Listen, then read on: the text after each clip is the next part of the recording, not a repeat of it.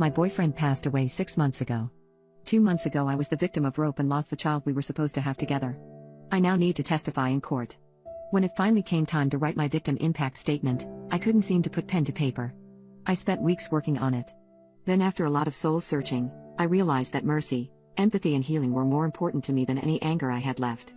After I realized that, I wrote my entire statement in one night. When I looked up after reading it in court, I saw tears coming down the judge's face. When I looked over at the man who did it, he was crying too. So was his family. And so was mine. The judge approved the only request I had, to allow for restorative justice programming if and when we would ever want to pursue that. After the hearing, the victim's advocate gave me a hug and thanked me for having the courage to say something so powerful. I told her I meant every word.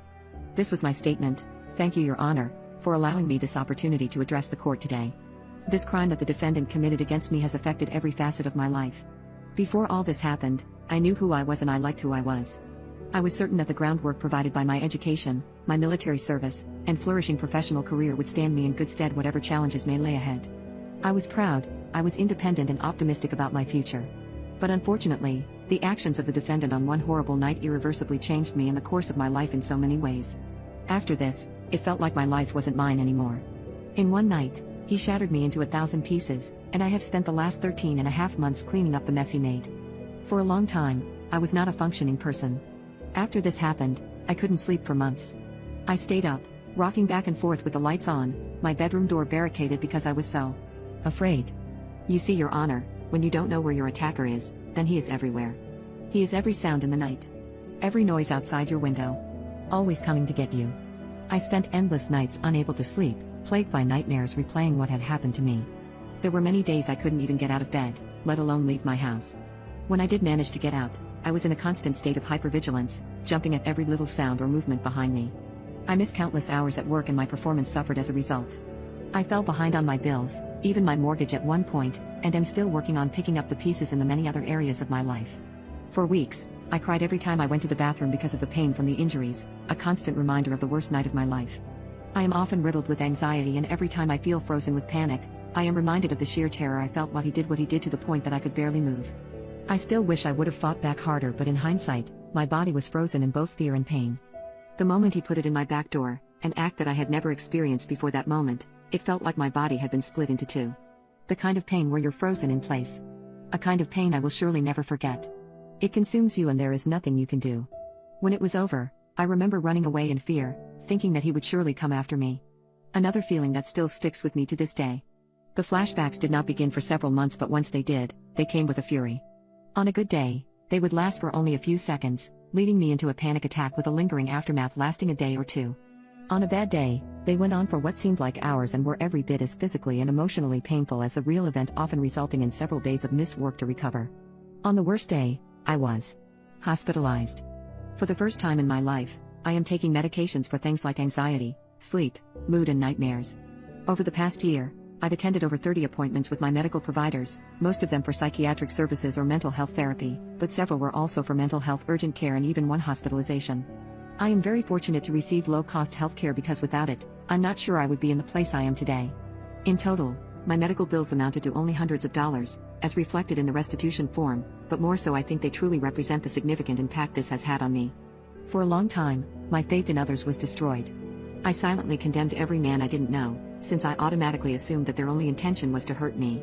I felt unreasonable revulsion for any individuals who looked like the defendant, making it nearly impossible at times to interact with fellow colleagues, my healthcare professionals, and even some friends, all at no fault of their own, but all because they simply resembled the defendant. I think it's worth mentioning that I do not know the defendant. He is a complete stranger to me. I am not out to get him because I don't even know him. I still remember the officer asking me if I knew the name of the man who had done that to me, and I realized I had no idea who he was, a feeling I fear may stay with me for a very long time to come. In fact, I did not even learn his name until several days after he was arrested, when someone at the DA's office casually brought it up in conversation without the slightest idea that I was hearing his name for the first time. I'll never forget that moment. It took my breath away. Even now, over a year later, there's a sort of empty hole inside of me because of this, and there's not a single day that goes by where I don't think about what the defendant did to me. Probably the most unpleasant feeling is that of the lasting guilt.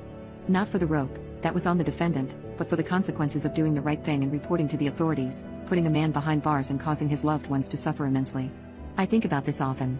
The punishment he receives today will no doubt be difficult for him, but I am someone who generally looks for the best in people, and I have to believe that you, Mr. Defendant, are strong enough to overcome this, and that somewhere in the process you will seize the opportunities for healing and growth. The most important thing is to ensure events like these don't happen, ever. In reality, I do not believe people should be defined by the worst moment of their life, and what I seek more than anything else is peace of mind. Having in a sense been served with my own sentence, I must find a way to live out my life in peace. If it were up to me, the only resolution I would seek is that of restorative justice. I want nothing more than for the defendant to take responsibility for his actions, understand the significant impact that this has had on not only me, but many others in both of our lives, and to learn from this, so that all parties involved can move on with their lives. Which leads me to the only request I have for you today, Your Honor. I ask that you consider amending the no-contact order to allow for an exception for the case of restorative justice programming. I understand that this is not the time or place to facilitate restorative justice practices, and that the purpose of the judicial court is to hold individuals criminally responsible for their actions, so I will only say this further. I hope one day, Mr. Defendant, you can find the courage from knowing that your participation in this type of programming will not result in punitive punishment. You know what happened on the night of January. You know, and I know. And you can't erase that. Most importantly, remember that you are paying the price of your own choices, while I have to pay the price of a choice that you did not give me. This request I ask of the judge today is about giving you the opportunity to take accountability for your actions and a chance to make things right, not only for you and me, but for all of our loved ones who have been affected by this as well. I sincerely hope that you find strength, companionship, and moments of peace to reflect in these difficult days. I wish safety, health, and continued support from your loved ones while in incarceration. I know that I would not have made it here today without the incredible support network that I have found in my family, colleagues, and friends since this happened. After finishing your punishment, I sincerely hope you reintegrate quickly into society and go on to live a happy life. Most importantly, I hope you are able to find the inner courage within to accept accountability for your actions. And with that being said, I leave here today, Your Honor, with a sense of peace, confident in knowing that whatever you decide for sentencing today will be appropriate and just. After all, justice is not justice if it is not just for all. Thank you. He ended up getting 25 years.